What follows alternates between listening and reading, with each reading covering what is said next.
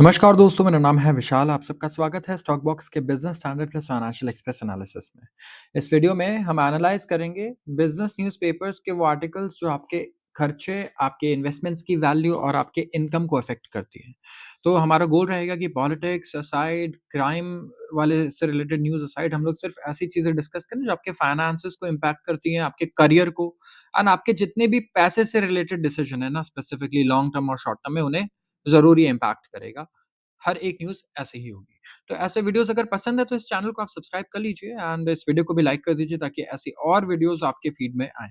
And यहाँ पे एक ओवरव्यू ले लेते हैं कि आज क्या डिस्कस करने वाले हैं। सबसे पहले जितने भी लोगों का पोर्टफोलियो है, चाहे वो एसआईपी करते हों या म्यूचुअल फंड्स में करते हों, आप देखिए कि इस टाइम पे मार्केट अचानक से नीचे गया है और जब भी नीचे जाता है ना, मैंने देखा है न्यूज़ पर कुछ ना कुछ रीज़न होता है जो चिपका दिया जाता है हमेशा। देखिए कई बार तो कुछ रीज़न होता ही नहीं है ऑनेस्टली। प्रॉफिट बुकिंग आती है, नेचुरल है, आएगी, कोई बात नहीं। लेकिन हर एक ना एक रीज़न हमेशा हम ढूँढते हैं। इट्स लाइक कि हमारे पास सॉल्यूशन है, हम उसका प्रॉब्लम ढूँढ रहे हैं, ठीक है?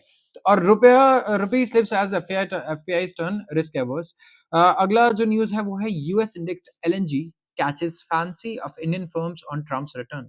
काफ़ी अच्छा फैंसी टाइटल है ये एंड बड़ी अच्छी चीज़ें मैं आपको इसमें बताऊँगा। देखिए लोगों को यूजुअली पता नहीं है क्योंकि हम ना क्रूड ऑयल बहुत डिस्कस करते हैं, लेकिन हम लोग कभी भी नेचुरल गैस डिस्कस नहीं करते बहुत ज़्यादा, राइट? तो हम नेचुरल गैस के बारे में चीज़ें थोड़ी डिस्कस करेंगे कि इंडिया में नेचुरल गैस जो हम यूज़ कर रहे हैं, एनसीआर में तो स्पेसिफिकली बहुत ज़्यादा यूज़ कर रहे हैं। तो कहाँ से आ रहा है ये? और क्या है, कहाँ से इंपोर्ट करते हैं, कितने दाम पर करते हैं और आगे क्या इसका फ्यूचर है? बात करेंगे यूएई और साउथ अफ्रीका की। यूएई और साउथ अफ्रीका से जो हमारा इंपोर्ट है ना, अब वो ट्रिपल डिजिट में आ गया है नवंबर में। तो क्या रीज़न है कि इतनी ग्रोथ आ रही है इंपोर्ट्स की यहाँ से? अगला आर्टिकल है अपकीप ऑफ अर्बन इंफ्रास्ट्रक्चर। यहाँ पे एक एडिटोरियल है ये एंड यहाँ पे अर्बन इंफ्रास्ट्रक्चर के बारे में हम डिस्कस करेंगे और यहाँ पे स्पेसिफिकली ना हम डिस्कस करने वाले हैं टोल के बारे में। तो टोल आप सब लोग पे करते होंगे एंड बड़ा बुरा लगता है यार टोल पे करते टाइम। काफ़ी लोगों के हम रोड टैक्स दे रहे हैं, गाड़ी लेते टाइम अच्छा खासा। वैसे भी काफ़ी टैक्स पे कर देते हैं। प्लस रोड टैक्स अलग से ये टोल टैक्स भी पे करना पड़ रहा है। तो इसके क्या अल्टरनेटिव्स हैं जो गवर्नमेंट ला सकती है, राइटर ने यहाँ पे डिस्कस किया है। एंड फिर बात करेंगे आखिर में साइमल्टेनियस इलेक्शंस की, जो वन नेशन और वन पोल बिल आया है और इसमें क्या केयरफुल कंसिडरेशंस होने चाहिए और इसका क्या इम्पैक्ट है फाइनेंशियल एंड पॉलिटिकल, ये भी डिस्कस करेंगे। तो शुरुआत करते हैं सबसे पहले आर्टिकल से। Indian equity benchmarks, equity stumble मतलब यहाँ पे इक्विटीज क्या हो गया, हमारे शेयर्स, ठीक है? शेयर्स को हम लोग बोलते हैं, स्टॉक्स को बोलते हैं इक्विटीज। मैं पूछूंगा आपकी कंपनी में कितनी इक्विटी है, आप बोलोगे 10%, मतलब 10% शेयर्स आपके हैं कंपनी के। तो टम्बल रुपी स्लिप्स एज एफपीआईज। एफपीआईज क्या होता है? Foreign portfolio investors. इंडिया में इन्वेस्ट करते हैं, फॉरेन मनी है ये एंड ये हो गए हैं रिस्क एवर्स। एक आदमी होता है बहुत ज्यादा रिस्क लेने वाला और एक होता है बिल्कुल रिस्क ना लेने वाला। आपके दोस्त होंगे और ऐसी काफी ऑपोजिट पर्सनालिटीज होती है दोस्तों में। तो रिस्क एवर्स वो हो गया जो कहे भाई मुझे रिस्क चाहिए नहीं। तो एफपीआई इस टाइम पे वो आपके दोस्त बन चुके हैं जो कह रहे हैं यार मुझे रिस्क नहीं लेना। और उन्होंने क्या किया, उनकी वजह से इक्विटीज जो हमारे स्टॉक्स हैं वो नीचे गिरे हैं एंड रुपया भी नीचे गया है। तो आइए जानते हैं, इस टाइटल में इतनी सारी बातें लिखी थी, अब इसका मतलब क्या है?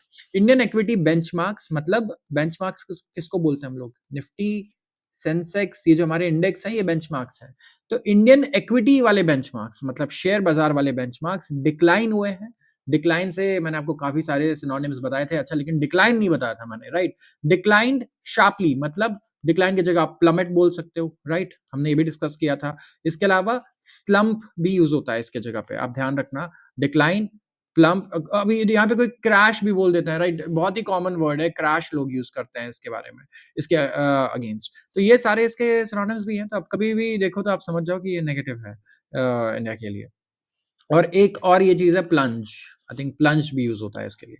तो शार्पली ऑन ट्यूसडे को फॉरेन पोर्टफोलियो इन्वेस्टर्स क्या हो गए? कॉशियस हो गए, थोड़े से डर गए, राइट?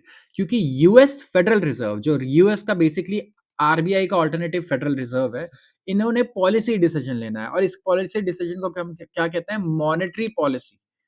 ये होता है monetary policy decision, basically interest rate से रिलेटेड कि भाई इंटरेस्ट रेट का क्या किया जाए, मार दिया जाए या छोड़ दिया जाए वाले डायलॉग्स यहाँ पे काम आएंगे कि इंटरेस्ट रेट बढ़ाया जाए, घटाया जाए या कुछ भी नहीं अनचेंज रखा जाए या ज़्यादा घटाया जाए? बहुत सारे सवाल है लोगों के दिमाग में।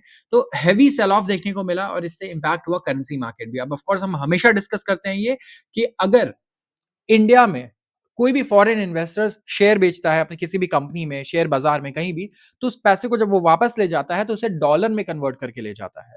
तो डॉलर में अगर आप रुपीज़ को कन्वर्ट करते हो, तो यहाँ पे आपको पे करने होते हैं चार्जेज़। जैसे कि सबसे पहले आप पे करते हो फॉर एग्ज़ाम्पल रुपए से डॉलर में कन्वर्ट करने के लिए आप रुपए को क्या करोगे यहाँ पे सेल करोगे, परचेज़ करोगे किसको? डॉलर को। तो इससे डॉलर की डिमांड बढ़ेगी, रुपए की सप्लाई बढ़ेगी। सप्लाई बढ़ना नेगेटिव है रुपए के लिए और डिमांड बढ़ना डॉलर के लिए पॉज़िटिव है, इसलिए रुपया आपको कमज़ोर होता हुआ नज़र आएगा।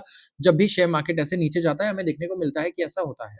और यहाँ पे फिर बीच में आरबीआई को आना पड़ा रुपए को थोड़ा स्टेबल करने के लिए। अब मैंने क्या बताया? रुपए की सप्लाई ऊपर चली गई क्योंकि रुपया मार्केट में फॉरेन पोर्टफोलियो इन्वेस्टर्स ने डंप किया। डॉलर्स की डिमांड ऊपर चली गई, राइट? जब क्योंकि डिमांड कैसे बढ़ी? क्योंकि इन्होंने ये बाय किया, ये सेल करके। तो अब आरबीआई यहाँ पे क्या करेगा रुपए को स्टेबल बनाने के लिए, मजबूत बनाने के लिए? डॉलर्स को सेल कर देगा आरबीआई। आरबीआई क्या करेगा देखो? आरबीआई को क्या करना चाहिए? डॉलर्स को सेल करना चाहिए एंड रुपए को क्या करना चाहिए? परचेज़ करना चाहिए। तो यहाँ पे यही देखने को मिला। रिकॉर्ड ट्रेड डेफिसिट रहा है नियरली $38 बिलियन का नवंबर में और इसकी वजह से सेंटिमेंट और खराब हो गया। लेकिन देखिए ये लाइन सही नहीं है मेरे हिसाब से। कल ही हमने बिज़नेस न्यूज़पेपर के बिज़नेस स्टैंडर्ड के आर्टिकल में पढ़ा है कि इस बार हमारा ट्रेड डेफिसिट रिकॉर्ड बढ़ा है। लेकिन वो बढ़ा इसीलिए है क्योंकि गोल्ड इंपोर्ट्स बहुत ज़्यादा बढ़ गए इस बार। गोल्ड इंपोर्ट्स के बहुत ज़्यादा होने से ट्रेड डेफिसिट बढ़ गया है। तो यहाँ पे अगर आप देखेंगे तो ओवरऑल अगर इंपोर्ट एक्सपोर्ट में इसको हटा दूँ कमोडिटीज़ को और मैं बात करूँ हमारे सर्विसेज़ एंड प्रोडक्ट्स की, तो वहाँ पे कुछ बहुत बड़ा इम्पैक्ट नहीं है एक्चुअली। तो इतना बड़ा फॉल वहाँ नहीं आया और ये ट्रेड डेफिसिट इंक्रीज़ हुआ है गोल्ड परचेज़ की वजह से। तो यहाँ पे एफपीआई जो है ये रीएलोकेशन कर रहे हैं इंडियन इक्विटीज़ से यूएस मार्केट्स में। सेंसेक्स करीब 1064 पॉइंट या 1.3% नीचे था एंड ब्रॉडर अगर आप निफ्टी 50 इंडेक्स देखेंगे तो ये ड्रॉप हुआ है 332 पॉइंट्स। तो दोनों इंडिसेस ने देखा अपना biggest single day loss since November 28 and यहाँ पे जो मार्केट कैप है इनका ये हो गया 4.9 ट्रिलियन रुपीस। तो देखिए अब ये जो ट्रेड डिफिशिट ये सब कुछ नहीं है। मुझे लगता है कि ये बहुत ही अब्सर्ड सा रीजन है। आप रीजन चिपका रहे हो यहाँ पे। ऐसे एक्चुअली इतना बड़ा ट्रेड डिफिशिट है नहीं अगर आप गोल्ड को हटा देते हो। और ज़रूर आप कल वाला वीडियो चेकआउट करो अगर आपको इसके बारे में अच्छे से जानना है। जो हमारा इम्पोर्ट और एक्सपोर्ट का डेटा है। इसके अलावा अगर आप देखोगे तो डीआईएस तो बाय कर ही रहे हैं। डीआईएस क्या होता है? डोमेस्टिक इंस्टीट्यूशनल इन्वेस्टर्स जैसे हमारे जो एलआईसी है वो भी एक डीआई ही है। हमारे म्यूचुअल फंड्स हैं जितने भी वो भी डोमेस्टिक इंस्टीट्यूशनल इन्वेस्टर्स ही हैं। तो यहाँ पे ये जितने भी इन्वेस्टर्स हैं ये क्या कर रहे हैं? ये यहाँ पे बाइंग कर रहे हैं। तो ये आपको देखना पड़ेगा कि यहाँ पे क्या-क्या रीज़न्स हैं और क्या-क्या चीज़ें हो रही है और मैं इसका रीज़न अगर आपको बताऊँ तो मेन रीज़न ये है कि फेडरल रिज़र्व और इसके अलावा कल और परसों के आर्टिकल ज़रूर जिससे नहीं पढ़ेंगे उसे तो ये पता ही होगा, वीडियोज़ देखी होंगी और इसके अलावा 22 सेंट्रल बैंक्स हैं ऑल ओवर वर्ल्ड। ये अभी अपना मॉनेटरी पॉलिसी डिसीज़न यहाँ पे लेने वाले हैं 31 दिसंबर से पहले। तो यहाँ पे कोई भी थोड़ा कॉशियस होना चाहेगा राइट? तो अपने प्रॉफिट्स बुक करेगा वो और यही हमें देखने को मिल रहा है इंडियन मार्केट में भी। अब आते हैं अगले आर्टिकल पे। US indexed LNG catches fancy of Indian firms on Trump's return. यहाँ पे हम बात कर रहे हैं लिक्विफाइड नेचुरल गैस की। तो बेसिकली नेचुरल गैस बहुत कम डिस्कस होता है एंड इट कैचेस यूएस के जो एलएनजी है ना index LNGs they have catched fancy of Indian firms मतलब अब उन्हें इंडियन फर्म्स यहाँ पे काफी ज्यादा इंडियन फर्म्स को ये अट्रैक्टिव लग रहे हैं ट्रम्प के रिटर्न पर। तो करीब 13 साल हो गए हैं आफ्टर गेल हमारा gas authority of India limited listed company है। स्टेट रन कंपनी है ये, गवर्नमेंट कंपनी है, डिस्ट्रीब्यूटर है ये और इन्होंने अग्री किया है कि एलएनजी सोर्स करेंगे 2 अमेरिकन प्रोजेक्ट से हेनरी हब लिंक्ड प्राइसेस पर। हेनरी हब क्या होता है? अब मैं आपको बता देता हूँ, जब आप यूएस से क्रूड ऑयल खरीदते हो ना, तो मैंने आपको बताया है कि देखिए क्रूड हमेशा ऐसे पढ़ते हैं हम लोग। क्रूड लिखा होता है या तो Brent crude, right? Brent crude तेल जो कच्चा तेल होता है या फिर एक होता है डब्ल्यूटीआई क्रूड। आप अभी जाके चेक कीजिए। तो ये हमें पता भी होना चाहिए यार इतना अब अगर you know if you are in college या आप पास आउट हैं तो ये चीज़ें पता होनी चाहिए आपकी कोई भी डिग्री हो चाहे क्योंकि दिस इज़ वेरी कॉमन कि इंडिया क्या बाय कर रहा है। तो अगर आप देखेंगे डब्ल्यूटीआई क्रूड जो होता है ये यूएस का होता है और ये होता है West Texas intermediate. West Texas intermediate से के थ्रू आने वाले जितने भी यूएस के थ्रू आने वाले जितने भी हम लोग ऑयल इंपोर्ट करते हैं ज़्यादातर वो होता है West Texas intermediate and Brent क्या हो गया? ब्रेंट क्रूड हो गया बेसिकली जो हम खरीद रहे हैं वेस्ट एशिया से। वेस्ट एशिया मतलब सऊदी से लेके जितने भी दूसरे हमारे कंट्रीज़ हैं यहाँ से। यूजुअली मैंने maybe I am wrong but I think North Sea से जितना भी हमारा क्रूड ऑयल आ रहा है, ये ब्रेंट बोलते हैं इसे, ब्रेंट क्रूड बोलते हैं। वैसे ही रशिया से हम अच्छा आप बताइए रशिया से जो हम बाय कर रहे हैं ऑयल, उसको हम लोग क्या बोलते हैं? ये भी मैं कवर करता हूँ, हमेशा परसों वाले आर्टिकल्स में ही किया है मैंने कवर, तो प्लीज़ कमेंट सेक्शन में बताइएगा। अब मैं क क्रूड ऑयल डिस्कस कर रहा हूँ इतनी देर से, तो क्यों कर रहा हूँ? क्योंकि हेनरी हब लिखा हुआ है यहाँ पे। तो जितना भी हम ये नेचुरल गैस भी इम्पोर्ट करते हैं ना, तो नेचुरल गैस भी जब इम्पोर्ट करते हैं, तो ये कहाँ से आता है? लुइसियाना में बेसिकली लुइसियाना एक जगह है यूएस में और वहाँ पे हेनरी हब है, जहाँ से सारा ये बेसिकली एक एक्सचेंज की तरह है, वहाँ से बाइंग सेलिंग होती है नेचुरल गैस की। तो नेचुरल गैस में हम बोलते हैं वेस्ट टेक्सास इंटरमीडिएट नहीं, हेनरी हब लिंक्ड प्राइसेस और इंडिया में जो क्रूड ऑयल अगर आप देखें जो लोग कमोडिटी वगैरह में ट्रेडिंग करते हैं, तो वहाँ पे आप अभी भी चार्ट खोलकर देख सकते हैं हमारे ट्रेडिंग व्यू पे या गूगल पे कि नेचुरल गैस पे लिखा आता है कि ये हेनरी हब वाला प्राइस है। एंड यहाँ पे अगर आप देखेंगे तो हेनरी हब लिंक प्राइसेस यहाँ पे ओवरऑल हम लोग यूज़ कर रहे हैं और कंपनीज़ शॉर्ट टर्म कॉन्ट्रैक्ट्स भी कर रही है सेम फ़ॉर्मूला पे एंड अचानक से जब डोनाल्ड ट्रम्प वापस आ रहे हैं एज़ अ प्रेसिडेंट तब ये चीज़ हमें देखने को मिली। तो लास्ट टाइम भी डोनाल्ड ट्रम्प ने पुश किया था न्यू दिल्ली को, इंडिया को कि आप जो है ना ये क्रूड ऑयल और एलएनजी यूएस से खरीदो। And a clamor by Indian city gas utilities and industrial consumers for purchase contracts linked to Henry Hub। तो यहाँ पे पिछली बार भी ऐसे कॉन्ट्रैक्ट्स देखने को मिले थे जब डोनाल्ड ट्रंप आए थे और इस बार भी कहीं न कहीं हमें ये देखने को मिल रहा है। तो गेल एक स्टेट रन रिफाइनर्स है, Bharat petroleum and Hindustan Petroleum and IGL ये इंडिया के सबसे बड़े सिटी गैस यूटिलिटी कंपनीज़ हैं। कौन-कौन से? GAIL and state run refiners Bharat Petroleum और Hindustan Petroleum and Indraprastha Gas Limited IGL. और ये सिक्योर कर सकते हैं combined 4 million tons of LNG और ये स्टार्ट होगा 2025 से 2028 के बीच में, जहाँ पे मिक्स रहेगा शॉर्ट टर्म और मीडियम टर्म कॉन्ट्रैक्ट्स। तो यहाँ पे गेल ने अवार्ड किया था कतर एनर्जी को इस वीक के contract for 60 standardized items of LNG cargo 5 साल के सप्लाई के लिए, तो कतर के साथ हुआ अभी एक एंड इसमें करीब 3.6 million tons of LNG shipment आएँगे अप्रैल 2025 से मार्च 2030 तक।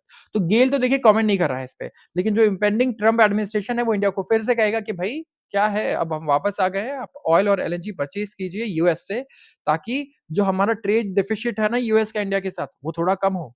तो यहाँ पे ऑफिशियल है, टॉप रिफाइनर है, उन्होंने कहा कि जो अवेलेबिलिटी है ना डिस्काउंटेड रशियन क्रूड ऑयल की इसने रिड्यूस कर दिया है अट्रैक्टिवनेस यूएस के क्रूड ऑयल का। रशिया का जो क्रूड ऑयल इतना बढ़िया डिस्काउंट पे मिल रहा है कि यूएस हमारे लिए थोड़ा कम अट्रैक्टिव है। क्योंकि यूएस गैस जो है वो कम्पीट करता है with supplies from West Asia. Petronet LNG एक स्टेट रन फर्म है और ये भी यहाँ पे अगर आप देखेंगे इसे कहा गया कि आप परस्यू कीजिए कि एलएनजी सप्लाई कम इन्वेस्टमेंट डील यूएस के साथ। यूएस डेवलपर है। प्रीवियस टर्म जब था डोनाल्ड ट्रम्प का तब। बट उसके बाद इस डील में कुछ आगे हमें एडवांसमेंट्स देखने को नहीं मिली। तो हेनरी हब सबको याद रहना चाहिए लुइसियाना में जगह है एक, वहाँ पे डिसाइड होते हैं, वहीं से बेसिकली बाइंग सेलिंग होती है हेनरी हब पे एलएनजी की, नेचुरल गैस की एंड मतलब जितने भी नेचुरल गैस मैं कहूँगा डेरिवेटिव्स हैं उसकी। तो हेनरी हब वाली जो प्राइसेज़ होती है ना वो चीपर है दूसरे ऑयल लिंक्ड अल्टरनेटिव से और जो सप्लाइज़ है हेनरी हब लिंक्ड एलएनजी की जो इंडिया में डिलीवर किया गया ये होगा करीब-करीब 9 मिलियन डॉलर्स पर ब्रिटिश थर्मल यूनिट्स। तो क्रूड ऑयल हम लोग बैरल्स में देखते हैं ना, यहाँ पे बैरल नहीं चलता है, राइट? गैस तो बैरल में नहीं लेंगे, ये होता है BTU British thermal units. I hope कि जितने साइंस वाले स्टूडेंट्स हैं स्पेसिफिकली उन्हें पता होगा। मैं खुद नहीं हूँ साइंस से बट बिकॉज़ हम काफ़ी चीज़ें पढ़ते रहते हैं डेली, तो हमें ये चीज़ें पता रहती है। तो गेल का जो टेंडर है इसने आस्क किया है सप्लाइज़ के लिए at 115% of Henry Hub in addition to a constant. तो जो ट्रांसपोर्ट कॉस्ट है ना यूएस से वो काफ़ी ज़्यादा है। अगर आप देखोगे तो ब्रेंट क्रूड हमेशा ज़्यादा महँगा रहेगा डब्ल्यूटीआई क्रूड से। क्या आप चेक करो अभी जाकर आप देखना न्यूज़पेपर के बाद कि ब्रेंट क्रूड हमेशा महँगा होता है, एक्सपेंसिव होता है सॉरी सस्ता होता है, ये मैंने उल्टा बोल दिया है प्लीज़ इसको याद रखिएगा सस्ता होता है नहीं, सॉरी मैंने सही बोला था। आई एम रियली सॉरी आप मैं थोड़ा कन्फ्यूज़ हो गया हूँ। ब्रेंट क्रूड महँगा होता है डब्ल्यूटीआई से, क्यों होता है? क्योंकि ब्रेंट क्रूड आप देखिए ना वेस्ट एशिया तो पास में ही है, एशिया में ही है। डब्ल्यूटीआई काफ़ी दूर है, तो आप यूएस से कुछ खरीद रहे हो और ट्रांसपोर्टेशन कॉस्ट बड़ा इम्पोर्टेंट है वहाँ पे। तो सेम चीज़ यहाँ पे भी लिखी हुई है कि यूएस से अगर आप देखिए ट्रांसपोर्ट कॉस्ट तो करीब $2.5 पड़ता है हमें पर मिलियन ब्रिटिश थर्मल यूनिट्स और इसको लिक्विफाई करेंगे गैस को ट्रांसपोर्टेशन के लिए एज़ एलएनजी तो ये आएगा $3 पर ब्रिटिश पर million British thermal units, industry के सोर्स का कहना है। तो यहाँ पे पेट्रोनेट एलएनजी क्या करता है, 10 से $11 पे करता है पर million British thermal units oil index term volumes के लिए कतर से, एंड एलएनजी जो स्पॉट मार्केट में उसकी कीमत करीब $15 है। तो Bharat Petroleum 1 million ton seek कर रहा है इस टाइम पे एलएनजी 2027 से, और 10 साल की सप्लाई चाहिए इन्हें अपने सिटी गैस बिज़नेस को बढ़ाने के लिए। तो यहाँ पे ये इंडेक्स करेंगे इसको किसके अगेंस्ट? हेनरी हब के अगेंस्ट, ताकि जो सप्लाई कॉन्ट्रैक्ट्स हैं वो बैलेंस हो जाए, लिंक टू ऑयल हो जाए। एंड यहाँ पे बेसिकली इस आर्टिकल में हमें ये समझ में आ रहा है कि किस तरीके से इंडियन कंपनीज अब क्या करने वाली हैं, यूएस से अपने इंपोर्ट्स को बढ़ाने वाली हैं, स्पेसिफिकली जो अपने एलएनजी इंपोर्ट्स हैं जो यूएस से आएंगे, क्योंकि डोनाल्ड ट्रंप का भी इस बार कहना है कि वो जितनी भी ईवी से रिलेटेड सब्सिडीज है उसको खत्म करने वाले हैं। वो पुश करने वाले हैं फिर से ऑयल एंड गैस कंपनीज को, और इससे ये आपको शेयर प्राइस भी देख के समझ में आ जाएगा, ऑयल एंड गैस कंपनीज का आप एक बार शेयर प्राइस भी चेक कीजिएगा। तो यहाँ पे कहीं ना कहीं बड़े चेंजेस आने वाले हैं इंडिया के बाइंग पैटर्न में और यूएस में भी। आते हैं अगले आर्टिकल पे। यूएई और साउथ अफ्रीका से अगर आप देखेंगे हमारा जो इंपोर्ट है अब ये ट्रिपल डिजिट में आ गया है। तो ये क्या चीजें हैं जो हम इंपोर्ट कर रहे हैं इनसे? इंडिया के जो आउटबाउंड शिपमेंट्स हैं, आउटबाउंड शिपमेंट्स को बेसिकली आप एक्सपोर्ट बोल सकते हैं, ये एक्सपोर्ट ही है। To 9 out of top 20 export destinations ये कम हुआ है, कॉन्ट्रैक्ट हुआ है, मतलब हमारे एक्सपोर्ट्स कम हुए हैं। अगर आप देखेंगे टॉप 20 कंट्रीज है जहां पर हम लोग चीजें एक्सपोर्ट करते हैं उसमें से 9 में, मतलब 11 में मे बी स्टेबल रहे हो या बढ़े हो और 9 में घटे हैं। नवंबर में ये देखने को मिला, ये नवंबर का डेटा है, और यहाँ पे कॉन्ट्रैक्शन हुआ है एक्सपोर्ट्स में बाई 4.9% ड्यूरिंग द मंथ। जो ट्रेड डेटा रिलीज किया गया है कॉमर्स डिपार्टमेंट द्वारा मंडे को, वो दिखाता है कि इन कॉन्ट्रास्ट इंडिया का जो रिकॉर्ड मर्चेंडाइज इंपोर्ट है ना वो $70 बिलियन का हुआ है सेम मंथ, जहां पे ट्रिपल डिजिट ग्रोथ हुई है इनवर्ट शिपमेंट में। कहां से? यूएई से और साउथ अफ्रीका से एंड स्विट्जरलैंड से। इंडिया इंपोर्ट करता है अपना ज्यादातर गोल्ड इन 3 कंट्रीज से, और इंडिया ने इंपोर्ट किया है गोल्ड वर्थ $14.9 बिलियन इन नवंबर। तो जो कॉन्ट्रैक्शन है, कॉन्ट्रैक्शन का मतलब क्या हुआ? एक्सपेंशन और कॉन्ट्रैक्शन दोनों एंटोनिम्स है। एक्सपेंशन मतलब बढ़ना, कॉन्ट्रैक्शन मतलब घटना। मर्चेंडाइज एक्सपोर्ट्स का जो कॉन्ट्रैक्शन हुआ है नवंबर में, यहाँ पे प्रॉब्लम ये हुई, एक तो यूएस को जो हम एक्सपोर्ट करते थे ना सामान वो कम हुआ, नेदरलैंड्स को कम हुआ, चाइना को एंड बांग्लादेश को भी। और पेट्रोलियम प्रोडक्ट्स के प्राइसेस भी यहाँ पे घटे हैं, जिसकी वजह से एक्सपोर्ट्स का जो हमें डेटा दिख रहा है कि ये पहले से कम नजर आ रहा है टू नेदरलैंड्स। एंड इकोनॉमिक और पॉलिटिकल टर्मियल जो चल रहा है ना चाइना में और बांग्लादेश में, इसकी वजह से भी जो हमारे एक्सपोर्ट्स हैं इन दोनों कंट्रीज में वो घटे हैं। तो यूएस यहाँ पे जब टैरिफ हाई करने की सोच रहा है अगेंस्ट चाइना, इंडिया के जो इंपोर्ट्स हैं चाइना से बढ़ सकते हैं। क्यों? बीजिंग ट्राई करेगा कि वो अपने डिफ्लेशनरी प्रेशर को पुश करे और एक्सपोर्ट करे सस्ती गुड्स कहाँ? दूसरी इकोनॉमीज में। तो अगर टैरिफ बढ़ गया यूएस में चाइना पर, तो चाइना क्या करेगा? वो सारे गुड्स इंडिया में डंप करने की कोशिश करेगा। एंड ऐसा ही केस हमें कहाँ देखने को मिल रहा है? एक सेक्टर में, वो है स्टील में। यूएस ने तो चाइनीज स्टील पे एंटी डंपिंग ड्यूटीज लगा रखी है और लगा दी और बढ़ा भी दी है। तो सारा स्टील हमें काफी सारा यहाँ पे इंडिया आता हुआ नजर आ रहा है। तो चाइना की कहीं ना कहीं हमेशा स्ट्रैटेजी रहती है कि अगर भाई सामान हम नहीं बेच पा रहे हैं चाइना में तो इसे बाहर डंप कर दें। अपकीप ऑफ अर्बन इंफ्रास्ट्रक्चर, और ये आर्टिकल है टोल्स के बारे में। अब अर्बनाइजेशन काफी तेजी से बढ़ रहा है। अर्बनाइजेशन मतलब शहरीकरण, राइट? ज्यादा से ज्यादा जो एरिया हम देख रहे हैं, रूरल एरियाज अब क्या हो रहे हैं? सिटीज में कन्वर्ट हो रहे हैं। तो यहाँ पे एक स्ट्राइकिंग ट्रेंड देखने को मिल रहा है जो इमर्ज हुआ है, वो है कि पहले जो पेरिफेरल रोड्स थे जो डिजाइन किए गए थे सैटेलाइट सिटीज को कनेक्ट करने के लिए, वो अब बहुत ही वाइटल अर्बन आर्टरीज बन गए हैं, बहुत ही इंपॉर्टेंट सोर्स ऑफ ट्रांसपोर्टेशन बन गए हैं हमारे लिए। ये जो पेरिफेरल रोड्स हैं, हमारे हाईवेज हैं और एक्सप्रेसवेज हैं। तो काफी सारे केसेस में अगर आप देखोगे ना, तो लॉन्ग टर्म टोल्स होते हैं। टोल कलेक्शन आप देखते हो आपके शहर में हो रहा है, और 25 से 30 साल तक चलते हैं। कोई भी टोल आप देखोगे, कोई कंपनी है जैसे प्राइवेट कंपनी, उसने कहा कि चलो ठीक है मैं यहाँ पे रोड बना रही हूँ, आप पैसे मत दो मुझे, मैं कर रही हूँ, पैसे भी अरेंज कर रही हूँ।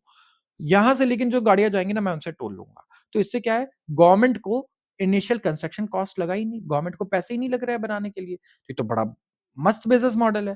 लेकिन अगर आप देखोगे ना सिटीज़ जैसे कि दिल्ली एंड मुंबई, जैसे-जैसे ये एक्सपैंड कर रहे हैं, जो टोल्स पहले एक फंडिंग मैकेनिज़्म्स थे वो अब फेज़ आउट हो चुके हैं। जहाँ एक बहुत क्रिटिकल क्वेश्चन भी आता है कि आप कैसे रिकंसाइल करोगे interest of urban residents with those of private investors. तो कहाँ कि हम बैलेंस कैसे लेके आएँ कि लोगों का भी भला हो, बैलेंस लोगों के इंटरेस्ट को भी देखें हम, और साथ में इन्वेस्टर्स को भी, जो पैसा लगा रहे हैं वो पैसा कमाए, राइट? को नहीं तो बिज़नेसेस तो खत्म हो जाएँगे अगर हम ज़बरदस्ती करने लग गए उनके साथ। लेकिन एक बैलेंस आना चाहिए, राइट? कि दोनों को हम कहीं न कहीं थोड़ा बहुत टेंडर करें। अगर आप देखें टोल्स को अगर आप रिमूव कर दें, तो ये जो मतलब फाइनेंशियल बर्डन है ना डेली कम्यूटर पे, जो डेली आना-जाना कर रहा है, उस पे तो बहुत ज़्यादा फ़र्क पड़ेगा, ठीक है? उसको काफ़ी लगेगा कि यार मैं रिलैक्स फ़ील कर रहा हूँ, काफ़ी पैसा बच रहा है मेरा। लेकिन ये इकोनॉमिक वायबिलिटी को हर्ट कर देगा रोड्स पे, फिर रोड्स कोई बनाना ही नहीं चाहेगा इंडिया में। तो बहुत सारे जो इंफ्रास्ट्रक्चर प्रोजेक्ट्स हैं ना, वो डिज़ाइन किए गए थे टोल्स के साथ, टोल कलेक्शन के लिए ताकि एक ये की रेवेन्यू स्ट्रीम बना रहे, मतलब पैसे आते रहें यहाँ से और जो फाइनेंशियल असम्पशन्स हैं कि भई ये होगा, नहीं होगा, अनसर्टेनिटीज़ है पैसे कमाने की, वो वहाँ पे ना रहे टेंशन की। इसके अलावा अगर आप देखेंगे एक केयरफुल रिकैलिब्रेशन भी होगा फंडिंग मॉडल्स का, ठीक है? जहाँ पे पब्लिक कन्वीनियंस भी देखा जाएगा और इन्वेस्टर्स के एक्सपेक्टेशन भी। तो इन्वेस्टर्स पैसे भी कमाएँ लेकिन पब्लिक कन्वीनियंस भी तो हो।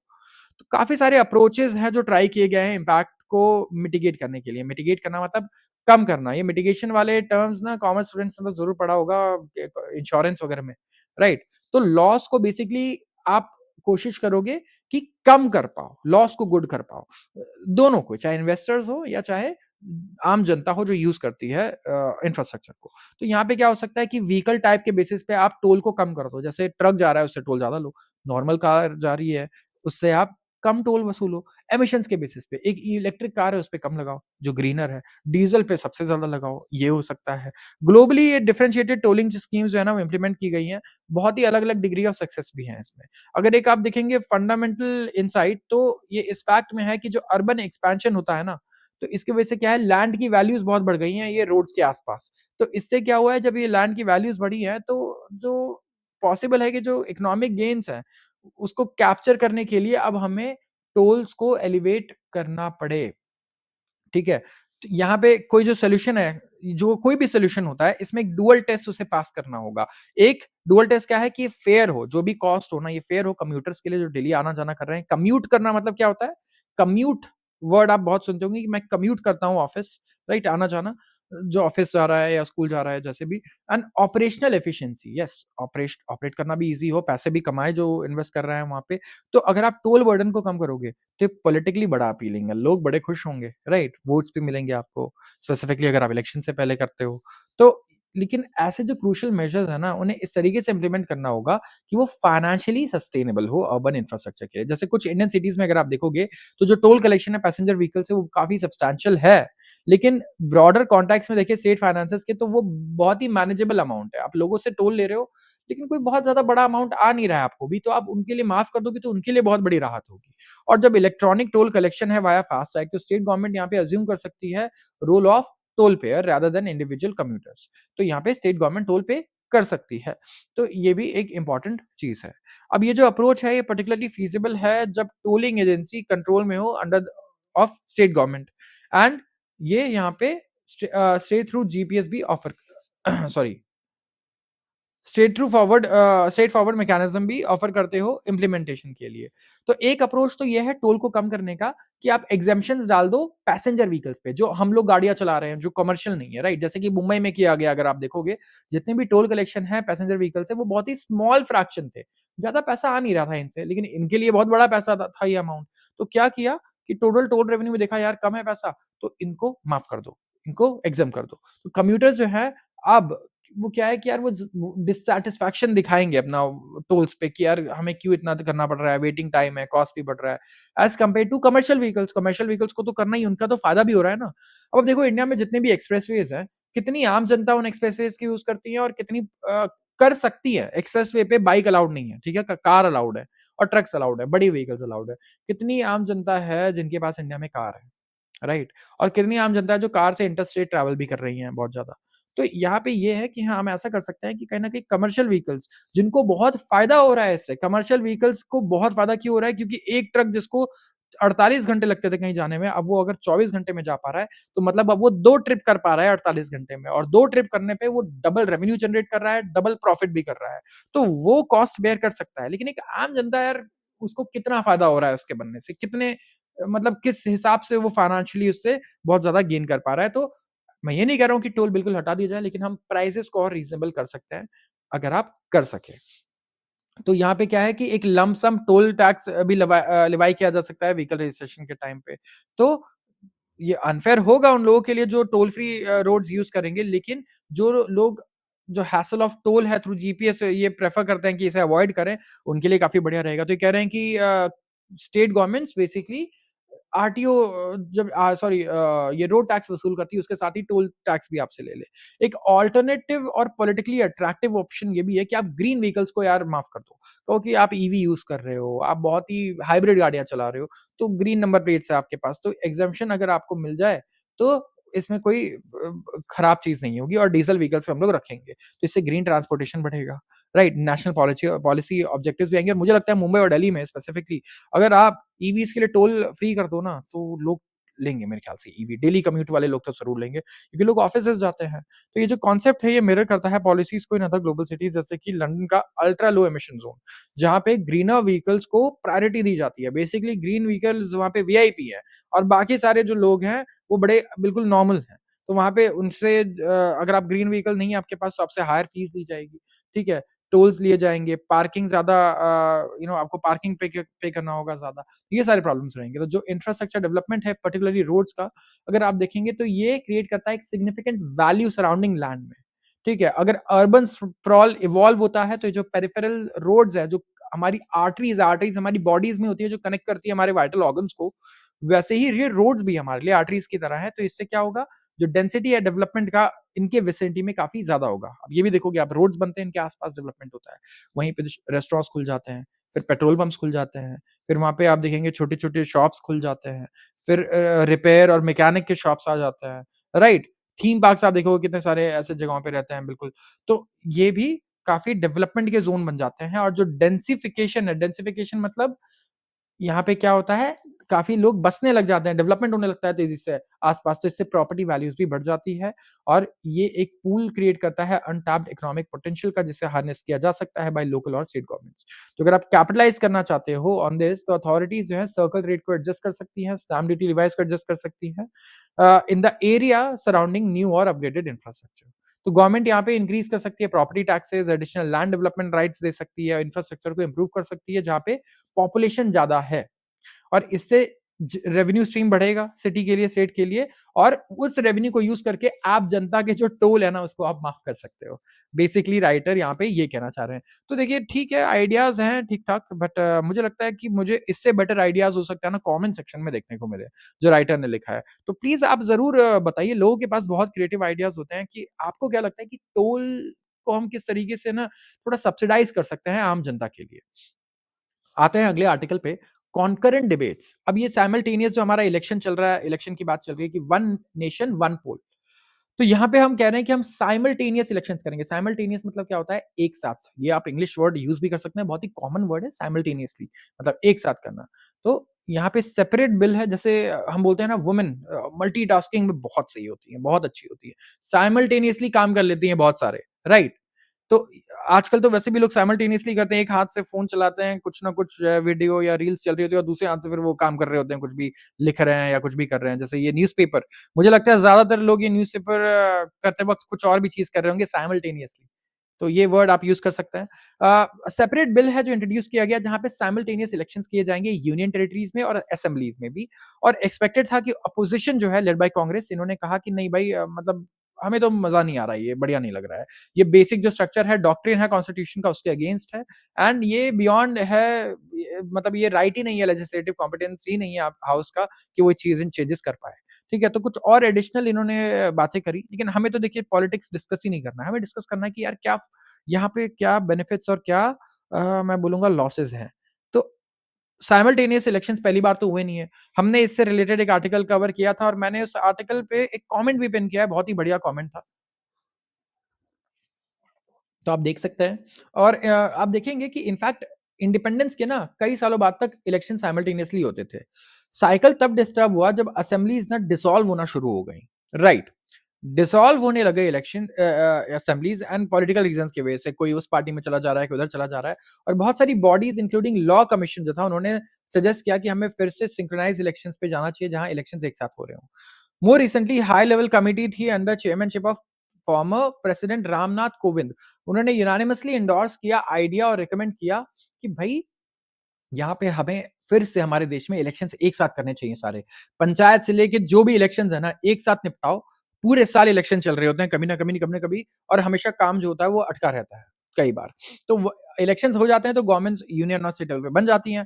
पॉलिटिकल पार्टीज़ फिर से गवर्नेंस और पॉलिसी इश्यूज़ पे फ़ोकस कर सकती हैं और इतना कॉम्पिटिटिव है पॉलिटिक्स, तो इसकी वजह से क्या है कि एक इंडिया के लिए बहुत अच्छा स्ट्रेंथ बन जाएगा कि दोनों साइड पे जो पॉलिटिकल पार्टीज़ हैं, वो एक साथ बेसिकली सारे इलेक्शंस खत्म कर देंगी, अपने सारे लायबिलिटीज़ खत्म कर देंगी और फिर काम पे फ़ोकस कर पाएँगी। तो यहाँ पे टेक्निकल जब एनालिसिस किया गया कोविंद कमिटी द्वारा, तो ये पता चला कि ग्रोथ, इन्फ्लेशन, इन्वेस्टमेंट और पब्लिक एक्सपेंडिचर आउटकम बहुत बढ़िया होंगे अगर इलेक्शंस एक साथ हुए। येस, ग्रोथ भी बढ़िया होगी, महँगाई दर ये भी सही रहेगा, इन्वेस्टमेंट भी बढ़िया रहेगा और पब्लिक एक्सपेंडिचर आउटकम भी बहुत बढ़िया रहेंगे। लास्ट जो हमारा ये पूरा ये जो ईयर चल रहा है अभी, आप ये देखिए कि यहाँ पे हमारे पब्लिक एक्सपेंडिचर इस बार कितना कम हुआ है पहले से, टारगेट्स अचीव नहीं कर पाए हम।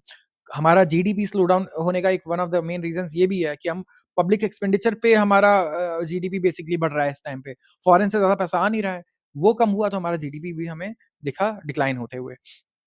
तो जो the way envisages for simultaneous elections, envisages मतलब जो मैं कहूँगा इमेजिन किया गया है, एनविजन, एनविजन से ही एक वर्ड बना है ये समझो, एनविसेज्ड। एंड यहाँ पे इमेजिन जो किया गया है ना साइमल्टेनियस इलेक्शंस के लिए कि इसे डिबेट करना बहुत ज़रूरी है, ताकि क्लैरिटी आए कि इससे क्या आप करना चाह रहे हो, क्या फ़ायदा है, क्या नुकसान है, स्टेट को क्या फ़ायदा है, क्या नुकसान है स्टेट के सब्जेक्ट्स को, बेसिकली जनता को। तो ये इम्पोर्टेंट है कंसिडर करना कि जो अनइंटेंडेड कॉन्सिक्वेंस है ऐसे प्रपोज्ड अमेंडमेंट्स के to the consequences, yes debate करना बहुत ज़रूरी है, डिबेट इज़ इम्पोर्टेंट। तो अगर हाउस डिसॉल्व हो जाती है अपना फुल टर्म कंप्लीट करने से पहले, तो जो डेट ऑफ डिसोल्यूशन है और 5 इयर्स है फ्रॉम द फर्स्ट सिटिंग, वो एक अनएक्सपायर्ड टर्म होगा। अब ये भी बड़ा इम्पोर्टेंट है यार। अभी-अभी हमारा इलेक्शन जीते हम लोग, 1 साल हुआ है और आप कह रहे हो फिर से इलेक्शन होगा क्योंकि अब वन नेशन वन पोल आ गया है। मैं अभी इतनी मेहनत से इलेक्शन जीता था, राइट? तो ये एक बहुत इम्पोर्टेंट चीज़ रहने वाली है। न्यू हाउस है वो कॉन्स्टिट्यूट होगा after elections only for unexpired term of the immediate preceding house. अब थ्योरेटिकली अगर हाउस डिसॉल्व हो जाता है 4 साल आफ्टर फर्स्ट सिटिंग, तो नया हाउस कॉन्स्टिट्यूट होगा ओनली फॉर अ ईयर। ये रूल होना चाहिए, ये रूल करना पड़ेगा ना। आप सोचो, पहले भी ऐसे ही होता था कि इलेक्शंस एक साथ होते थे, फिर क्या हुआ, हाउस बीच में डिसॉल्व हो गया। जैसे 2 साल बाद सरकार पलट बदल गई, वो सरकार आई 5 साल के लिए, तो हर जगह इलेक्शंस अलग-अलग टाइम पे होने लग गए। लेकिन अब क्या होगा? अब मान लो आपके 5 साल की गवर्नमेंट है, ठीक है? 2 साल बाद आपका क्या हुआ, हाउ डिसॉल्व हो गया। तो जो अगली सरकार बनेगी ना, वो सिर्फ़ 3 साल के लिए ही बनेगी। ये ऐसा यहाँ पे प्रॉब्लम करना पड़ेगा आपको, तभी आप 5-5 साल पे एक साथ सिंक्रोनाइज़ेशन में, सिंक में इलेक्शंस लड़ पाओगे। तो ये पॉसिबल है कि हाइपोथेटिकली ऑपोजिशन जो है वो मोशन ऑफ नो कॉन्फिडेंस ना लाए after certain point during term of house और कॉन्सिक्वेंटली गवर्नमेंट जो है वो अनचेंज्ड रहे even after evidently losing the confidence of house. Similar thing हो सकता है स्टेट्स में भी एंड पॉसिबिलिटी है कि 2 या उससे ज़्यादा इलेक्शंस टू लोकसभा और असेंबलीज विदिन 5 इयर्स हो इन केस डिसोल्यूशंस जो हैं वो वीक करते हैं इकोनॉमिक आर्गुमेंट को फॉर साइमल्टेनियस इलेक्शंस। तो पार्लियामेंट को सारी पॉसिबिलिटीज़ डिबेट करनी होंगी, लेकिन मुझे तो ओवरऑल अगर मैं वेइ करूँ तो मुझे काफ़ी पॉज़िटिव लग रहा है बेनिफिट्स, क्योंकि बहुत मैं हमने देखा है टाइम वेस्ट होते हुए। इलेक्शन ड्यूटी पहले लोगों की सेंट्रल गवर्नमेंट जितने भी गवर्नमेंट एम्प्लॉइज़ हैं, पहले वो सेंट्रल गवर्नमेंट के इलेक्शन में ड्यूटी करते हैं, स्टेट गवर्नमेंट के इलेक्शंस में ड्यूटी करते हैं, फिर दूसरे कुछ इलेक्शंस होते हैं, वहाँ पे ड्यूटी करते हैं। तो आधा टाइम तो गवर्नमेंट एम्प्लॉइज़ ऑफ़िस में कैसे रहेंगे? जैसे टीचर्स को आप देखिए, टीचर्स को सारी ड्यूटीज़ करनी होती हैं। अब आप बच्चों को नहीं पढ़ा रहे हो, आप क्या कह रहे हो, देखो देश का जो भविष्य है, जो बच्चे हैं, उनको पढ़ाने से ज़रूरी है कि कल अभी इलेक्शन में क्या हमें इलेक्शन ड्यूटी करना है। तो ये बिल्कुल भी सही नहीं है, राइट? तो ये बड़ा इम्पोर्टेंट रहेगा हमारे लिए कि हम एक साथ करें और इससे काफ़ी इकोनॉमिक बेनिफिट्स हमें इनडायरेक्ट और डायरेक्ट मिल सकती हैं। तो आज के लिए बस इतना ही। अगर वीडियो अच्छी लगे तो ज़रूर वीडियो को लाइक कीजिएगा एंड चैनल को सब्सक्राइब करना बिल्कुल मत भूलिएगा। आप सबका बहुत-बहुत धन्यवाद।